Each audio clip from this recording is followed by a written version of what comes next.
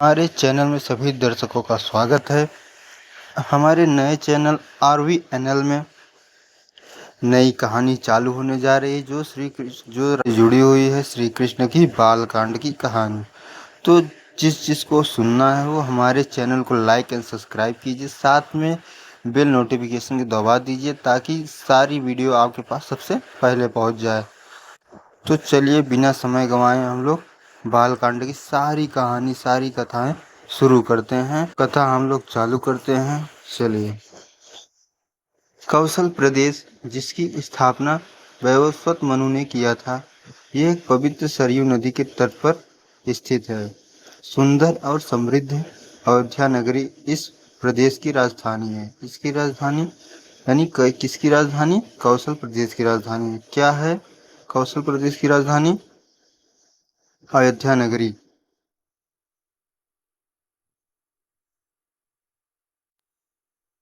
वैवस्वत मनु ने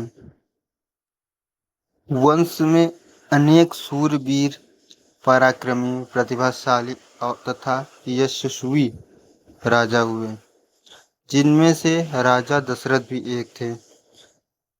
राजा दशरथ वेदों के मर्मज्ञ, धर्मप्राण, दयालु, रणकुशल और प्रजापालक थे। यानी कि इनमें धर्म की सारी बातें इन्हें मालूम थी और दयालु भी थे, रणकुशल थे और प्रजा के बारे में बहुत ज़्यादा सोचते थे। उनके राज्य में प्रजा कष्ट रहित, सत्यनिष्ठ और ईश्वर भक्त थी।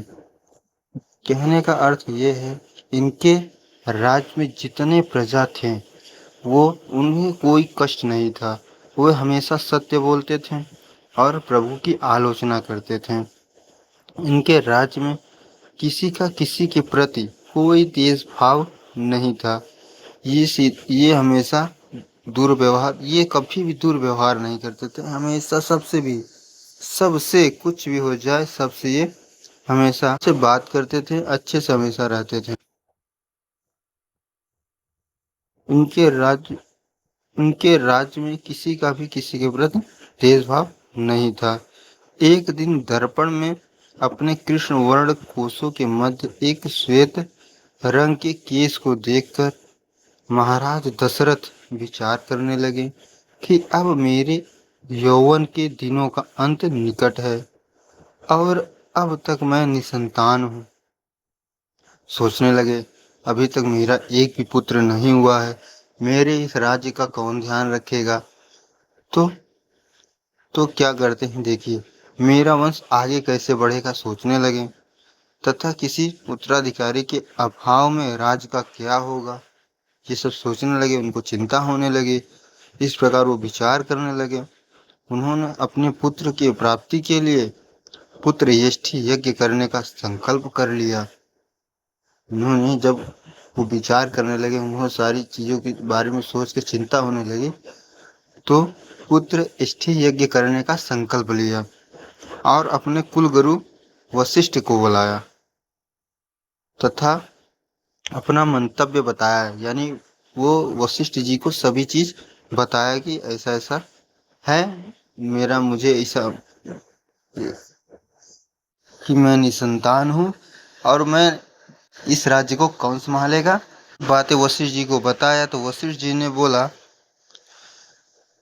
यज्ञ के लिए उचित विधान बताने की प्रार्थना की। उनके विचार को उचित तथा युक्त जानकर गुरु वशिष्ठ जी बोले, हे राजन, पुत्र यष्टि यज्ञ करने से अवश्य ही आपकी मनोकामना पूर्ण होगी, ऐसा मेरा विश्वास है। अतः आपके लिए शीघ्र अश्वमेघ यज्ञ करने तथा इसके लिए एक सुंदर श्याम कर्ण अश्व छोड़ने की व्यवस्था करें। श्याम कर्ण अश्व छोड़ने की व्यवस्था करें। गुरु वशिष्ठ की मंत्रणा के अनुसार शीघ्र ही महाराज दशरथ की सरयू नदी के उत्तरी तट पर सुसज्जित एवं अत्यंत मनोरम यज्ञशाला का निर्माण करवाया गया तथा मंत्रियों और सेवकों को सारी व्यवस्था करने की आज्ञा दिया गया। महाराज दशरथ ने रनिवास में जाकर अपनी तीनों रानियों कौशल्या, कैकेयी, सुमित्रा को यह शुभ समाचार सुनाया। महाराज के वचनों को सुनकर सभी रानियां प्रसन्न हो गईं। महाराज ने बताया कि मैं पुत्र प्राप्ति के लिए वशिष्ठ जी के पास गया था। उन्होंने बोला यज्ञ करना पड़ेगा पुत्र प्राप्ति के लिए। उस यज्ञ का नाम पुत्र एष्ठी है। सभी रानियां सुनी, सभी रानियां खुश हो गई इस बात से। अब चलिए देखते हैं आगे क्या होता है। अब मंत्रीगणों को और सेवक को महाराज की आज्ञा अनुसार श्यामकर्ण घोड़ा चतुरंगिनी सेना के साथ छुड़वा दिया गया। यानी जो श्यामकर्ण घोड़ा था वो चतुरंगी सेना के साथ छुड़वा दिया गया। अब महाराज दशरथ ने जितना देश देशांतर के मनस्वी थे, तपस्वी थे और विद्वान थे, ऋषि मुनियों तथा वेद विज्ञ प्रकांड पंडितों को यज्ञ संपन्न कराने के लिए बुलवाया। निश्चित समय आने पर समस्त अभ्यागतों के साथ महाराज दशरथ ने अपने गुरु वशिष्ठ जी को तथा अपने परम मित्र अंगदेश के अधिपति लोमपाद के जमाता रिंग ऋषि को लेकर यज्ञ मंडप में पधारे। इस प्रकार महान यज्ञ का विधिवत शुभारंभ किया गया। संपूर्ण वातावरण में वेदों की जो पंक्तियाँ होती है उसको ऊंची आवाज में ऋषियों ने बोलना शुरू कर दिया। समिधा की सुगंध महकने लगा।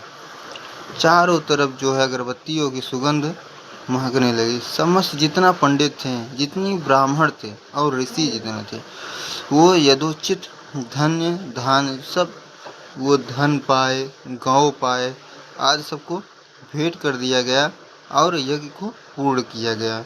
राजा दशरथ ने यज्ञ के प्रसाद को चरा को अपने महल में ले जाकर अपनी तीनों रानियों में वितरित कर दिया।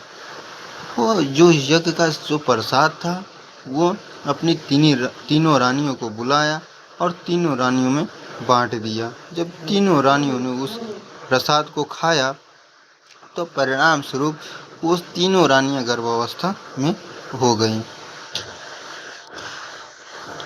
जब चैत्र मास की शुक्ल पक्ष की 9वीं तिथि को पुनर्वसु नक्षत्र में सूर्य, मंगल, शनि, बृहस्पति तथा शुक्र अपने अपने उच्च स्थानों में विराजमान थे, कर्क लग्न का उदय होते ही महाराज दशरथ की बड़ी रानी कौशल्या के गर्भ से एक शिशु का जन्म हुआ, जो कि श्याम वर्ण, अत्यंत तेजोमय, परम कांतिवान तथा अद्भुत सौंदर्यशाली था। उस शिशु को देखने वाले ठगे से रह जाते थे। इसके पश्चात शुभ नक्षत्र और शुभ घड़ी में महारानी कैकेयी की 1 तथा 30